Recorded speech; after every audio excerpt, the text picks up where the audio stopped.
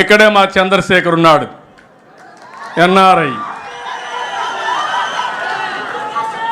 ఒక ఎగ్జాంపుల్ అది.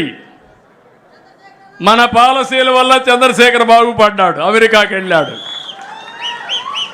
ఒక మంచి కంపెనీ పెట్టాడు, ఒక సక్సెస్ఫుల్ పారిశ్రామికవేత్తగా తయారయ్యాడు.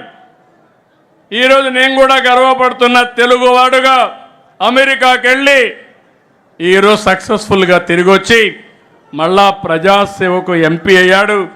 ఎంపీ అవుతానే అదృష్టం కలిసి వచ్చి కేంద్రంలో మంత్రి కూడా అయ్యాడు. ఇప్పుడే అనిత గారు చెప్పారు, ఒక్క అడుగు ముందేస్తే ఓసారి 3-4 అడుగులు కలిసి వస్తాయి. ఆవిడ కూడా మొన్నటి వరకు తెలుగు మహిళా అధ్యక్షురాలుగా పనిచేసి సాక్షాత్తు రాష్ట్ర హోమ్ మినిస్టర్గా పనిచేసే పరిస్థితికి వచ్చారంటే అది తెలుగుదేశం పార్టీ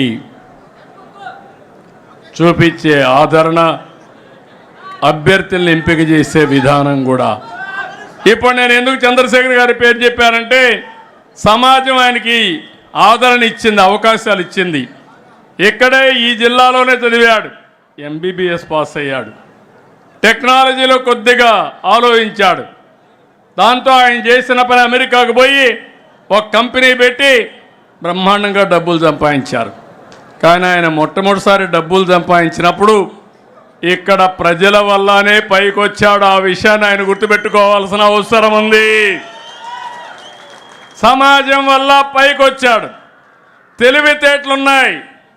కృష్ణ గారు ఊరే బురుపాళెమే అయింది.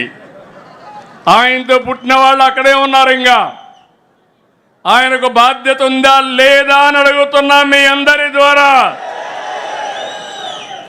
ఆ ఊరిలో ఉండే పేదవాళ్ళందరినీ పైకి తీసుకొచ్చే బాధ్యత ఆయనకు ఉందా లేదా అని మిమ్మల్ని అడుగుతున్నా. అదే నా విధానం.